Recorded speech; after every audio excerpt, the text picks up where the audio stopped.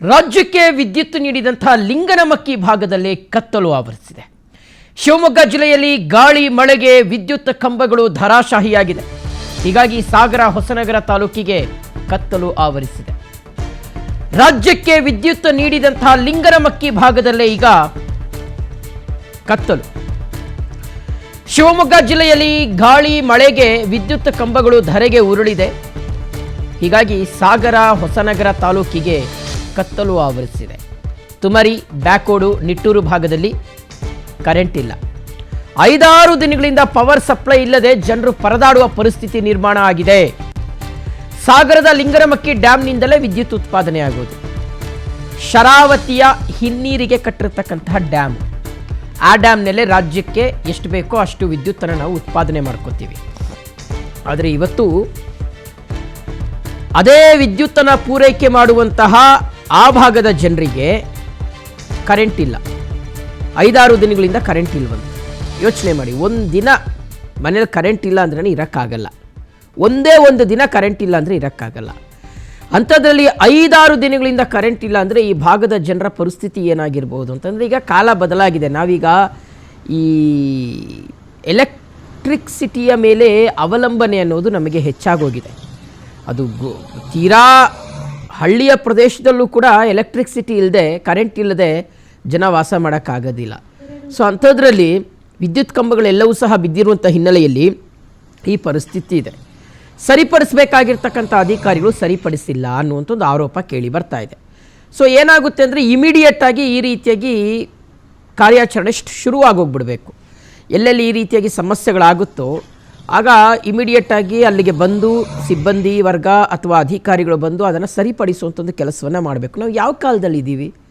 ಇನ್ನೂ 70-80ರ ದಶಕದಲ್ಲೇ ಇದ್ದೀವ ನಾವು? ಇಲ್ಲ, ನಾವು ಮುಂದುವರೆದಿದ್ದೀವಿ. ಈಗ ಬೇರೆ ಬೇರೆ ದೇಶಗಳಲ್ಲಿ, ಮುಂದುವರೆದ ದೇಶಗಳಲ್ಲಿ ಕರೆಂಟ್ ಈ ರೀತಿಯಾಗಿ ಸಪ್ಲೈ ಪ್ರಾಬ್ಲಮ್ ಆಯಿತು ಅಂದರೆ ಇಮಿಡಿಯೇಟಾಗಿ ಅದನ್ನು ರೆಕ್ಟಿಫೈ ಮಾಡುವಂಥ, ಪ್ರಾಬ್ಲಮನ್ನು ಸಾಲ್ವ್ ಮಾಡುವಂಥ ಕೆಲಸವನ್ನು ಮಾಡ್ತಾರೆ. ಆದರೆ ನಮ್ಮಲ್ಲಿ ನಾವೇನೋ ದೊಡ್ಡದಾಗೆಲ್ಲ ಮಾತಾಡ್ತಾರೆ ನಮ್ಮ ರಾಜಕಾರಣಿಗಳು. ಆದರೆ 5-6 ದಿನಗಳಿಂದ ಕರೆಂಟ್ ಇಲ್ಲದೆ ಜನರು ಇರುವಂಥ ಪರಿಸ್ಥಿತಿ ಇದೆ. ಆ ಕರೆಂಟ್ ಕಂಬ ಬಿದ್ದಿದೆ, ಅದನ್ನು ಸರಿಪಡಿಸಬೇಕಾಗಿರ್ತಕ್ಕಂಥ ಕಾರ್ಯವನ್ನು, ಅಲ್ಲಿ ಪವರ್ ಸಪ್ಲೈ ಮಾಡಬೇಕಾಗಿರ್ತಕ್ಕಂಥ ಕಾರ್ಯವನ್ನು ಮಾಡಿಲ್ಲ ಅಂದರೆ ಸಹಜವಾಗಿ ಆಮೇಲೆ ನೋಡಿ, ಈಗ ಒಂದಷ್ಟು ಜನರು ಬಂದು ಅದನ್ನೇನೋ ರಿಪೇರಿ ಮಾಡುವಂಥ ಒಂದು ಕೆಲಸ ಮಾಡ್ತಾ ಇದ್ದಾರೆ. ಆದರೆ ಅದೊಂದು ಸ್ಪೀಡಪ್ ಆಗಬೇಕು ಅನ್ನೋದೊಂದು. ಎರಡನೇದು, ಸಿಕ್ಕಾಪಟ್ಟೆ ಮಳೆ ಇದೆ, ನಾವು ಹೇಳ್ಬೋದು ಅಷ್ಟೇ. ಆದರೆ ಅಲ್ಲಿ ಗ್ರೌಂಡ್ ಲೆವೆಲಲ್ಲಿ ಸಮಸ್ಯೆಗಳಿರುತ್ತೆ. ಯಾಕೆಂದರೆ ಸಿಕ್ಕಾಪಟ್ಟೆ ಮಳೆ ಇರುವಂಥ ಹಿನ್ನೆಲೆಯಲ್ಲಿಯೂ ಸಹ ಒಂದಷ್ಟು ತೊಂದರೆಗಳು. ಯಾಕಂದರೆ ಪವರ್ ವಿಚಾರ ಆಗಿರೋದ್ರಿಂದ, ಕರೆಂಟ್ ವಿಚಾರ ಆಗಿರೋದ್ರಿಂದ ಹೆಂಗಂದರೆ ಹಂಗೆ ಮಾಡೋಕ್ಕಾಗೋದಿಲ್ಲ. ಅವರ ಜೀವವನ್ನು ಸಹ ನಾವು ಲೆಕ್ಕಕ್ಕಿಟ್ಕೋಬೇಕಾಗುತ್ತೆ. ಅಲ್ಲೂ ಒಂದಷ್ಟು ಸಮಸ್ಯೆಗಳಾಗಬಹುದು ಅಂತ. ಸೊ ಹಾಗಾಗಿ ನೋಡೋಣ ಯಾವ ರೀತಿ ಇನ್ನೆಷ್ಟು ದಿನ ಇದೆ ಹಿಡಿಯುತ್ತೆ ಅಂತ. ಅಂದರೆ ಆ ಮಳೆಯ ತೀವ್ರತೆ ಆ ರೀತಿಯಾಗಿದೆ. ಮಳೆ ಬರೋದು ಒಂದು, ಅದ್ರ ಜೊತೆಗೆ ಗಾಳಿ ಸಿಕ್ಕಾಪಟ್ಟೆ ಈ ಸಲ ಬೀಸ್ತಾ ಇದೆ. ಸೊ ಅದು ಸಾಕಷ್ಟು ಸಮಸ್ಯೆಗೆ ಕಾರಣ ಆಗ್ತಾ ಇದೆ.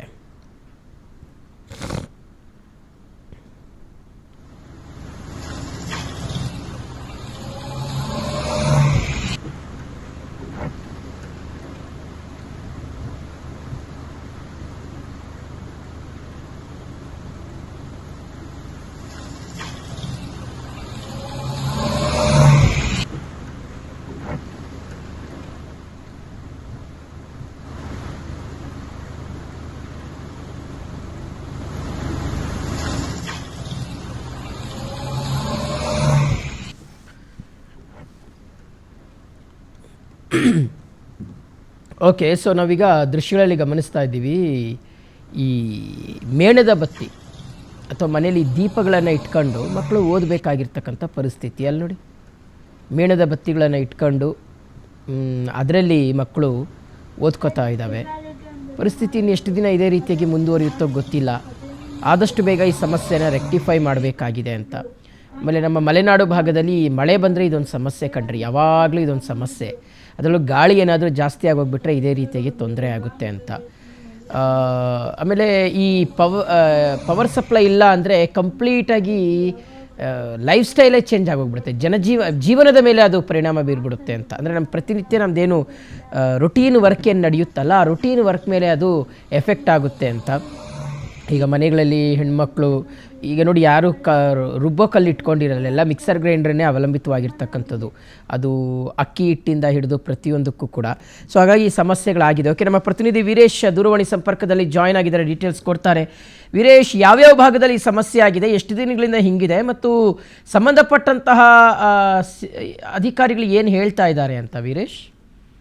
ಶಿವಶಂಕರ್, ಏನಂದ್ರೆ ಶಿವಮೊಗ್ಗ ಜಿಲ್ಲೆಯ ಮಲೆನಾಡು ಭಾಗದಲ್ಲಿ ಕಳೆದ ಒಂದು ವಾರದಿಂದ ವಿದ್ಯುತ್ ವ್ಯತ್ಯಯವಾಗಿರುವಂತದ್ದು. ಅದರಲ್ಲೂ ಕೂಡ ಸಾಗರ ತಾಲೂಕಿನಲ್ಲಿರುವಂತಹ ಬ್ಯಾಕ್ಕೋಡು ಮತ್ತೆ ತುಂಬರಿ ನಿಟ್ಟೂರು ಭಾಗದಲ್ಲಿ ಒಂದ್ ರೀತಿಯಲ್ಲಿ ಕರೆಂಟ್ ಇಲ್ಲದೆ ಜನರು ಪರದಾಡುವಂತ ಸ್ಥಿತಿ ನಿರ್ಮಾಣವಾಗಿರುವಂತದ್ದು. ಯಾಕಂದ್ರೆ ಇಲ್ಲಿ ನಿರಂತರ ಗಾಳಿ ಮಳೆ ಬರ್ತಿರೋದ್ರಿಂದ ಸಾಕಷ್ಟು ವಿದ್ಯುತ್ ಕಂಬಗಳು ಧರೆಗುರುಳುವಂತದ್ದು. ಜೊತೆಗೆ ಅಲ್ಲಿ ಏನಂದ್ರೆ ಸಾಕಷ್ಟು ವಿದ್ಯುತ್ ಕಂಬಗಳು ಧರೆಗುರುಳುವ ಪರಿಣಾಮವಾಗಿ ಏಕಾಏಕಿ ಮೆಸ್ಕಾಂ ಅಧಿಕಾರಿಗಳು ಅಲ್ಲಿ ವಿದ್ಯುತ್ ಅನ್ನ ಸರಿಪಡಿಸೋಕೆ ಸಾಧ್ಯವಾಗುವುದಿಲ್ಲ. ಯಾಕಂದ್ರೆ ಸಾಕಷ್ಟು ಪ್ರಮಾಣದಲ್ಲಿ ವಿದ್ಯುತ್ ಕಂಬಗಳು ಹಾನಿಯಾಗುವ ಪರಿಣಾಮವಾಗಿ ಒಂದೆರಡು ದಿನದಲ್ಲಿ ವಿದ್ಯುತ್ ಅನ್ನ ರಿಪೇರಿ ಮಾಡೋಕೆ ಆಗೋದಿರೋದಿಲ್ಲ. ಹಾಗಾಗಿ ಸಾಕಷ್ಟು ತೊಂದರೆಯನ್ನ ಅನುಭವಿಸುವಂತದ್ದು. ಅಂದ್ರೆ ಏನು ಲಿಂಗನಮಕ್ಕಿ ಜಲಾಶಯದಿಂದ ಇಡೀ ಕರ್ನಾಟಕಕ್ಕೆ ವಿದ್ಯುತ್ ಪೂರೈಕೆ ಆಗುವಂತದ್ದು. ಆದ್ರೆ ಅಲ್ಲೇ ಸಮೀಪ ಇರುವಂತಹ ಇಂತಹ ಹಳ್ಳಿಗಳಿಗೆ ಒಂದ್ ರೀತಿಯಲ್ಲಿ ಕಣ್ಣ ಮುಚ್ಚಲೆ ಆಟ ಆಗುವಂತದ್ದು. ಯಾಕಂದ್ರೆ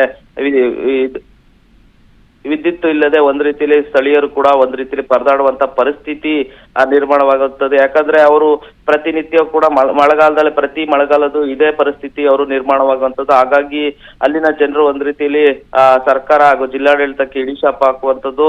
ಜೊತೆಗೆ ಏನು ಅಂದ್ರೆ ಇಲ್ಲಿ ಕೆಲವೊಂದು ಗ್ರಾಮಗಳಿಗೆ ಬೇರೆ ವರಾಯಿ ಜಲವಿದ್ಯುತ್ ಕೇಂದ್ರದಿಂದ ವಿದ್ಯುತ್ ತಯಾರಿಕೆ ಘಟಕದಿಂದ ಈ ಭಾಗಗಳಿಗೆ ವಿದ್ಯುತ್ ಪೂರೈಕೆ ಆಗುವಂಥದ್ದು. ಹಾಗಾಗಿ ಅಲ್ಲಿನ ಸ್ಥಳೀಯರು ಏನು ಒತ್ತಾಯ ಮಾಡ್ತಿದ್ದಾರೆ ಅಂದ್ರೆ ನಮಗೆ ಏನು ಲಿಂಗನಮಕ್ಕಿ ಜಲಾಶಯದಿಂದ ತಯಾರಾಗುವಂತಹ ವಿದ್ಯುತ್ ಪೂರೈಕೆ ಆದ್ರೆ ಆದಷ್ಟು ಬೇಗವಾಗಿ ಎರಡು ಕಡೆಯಿಂದ ವಿದ್ಯುತ್ ಪೂರೈಕೆ ಆದ್ರೆ ಯಾವ್ದಾದ್ರು ಒಂದು ಟ್ರಬಲ್ ಆದ್ರೆ ಮತ್ತೊಂದು ವಿದ್ಯುತ್ ಪೂರೈಸಬಹುದು ಅನ್ನೋ ಒಂದು ಮಾತನ್ನು ಕೂಡ ಬೇಡಿಕೆಯನ್ನು ಕೂಡ ಸ್ಥಳೀಯರು ನೀಡ್ತಿರುವಂತದ್ದು. Shivashankar. Okay Veeresh, thank you ತಮ್ಮೆಲ್ಲ ಡೀಟೇಲ್ಸ್ಗಾಗಿ.